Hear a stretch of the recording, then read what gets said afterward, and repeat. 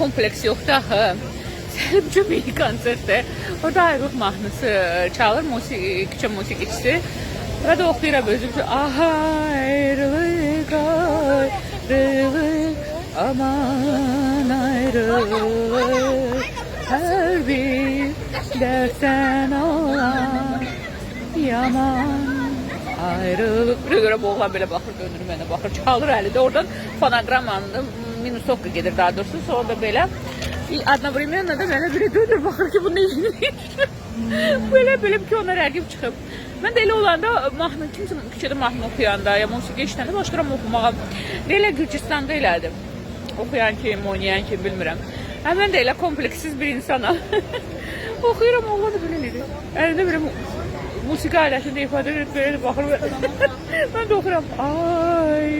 Ayrılık, ayrılık, aman ayrılık, her bir dertten olar yaman ayrılık. Ümumiyyətlə mən həyatdan ləzzət ala bilən insanım. Dərdimə rəğmət. Hər şey qəbullanmaq lazımdır, harmoniyada olmaq lazımdır. Həyat bir dəfə verilir. Sevin, sevilin, sevinin. Pozitiv olun. Unutmuruq, pozitivlik xoşbəxtliyin ən böyük açarı və başlıca bir təməlidir.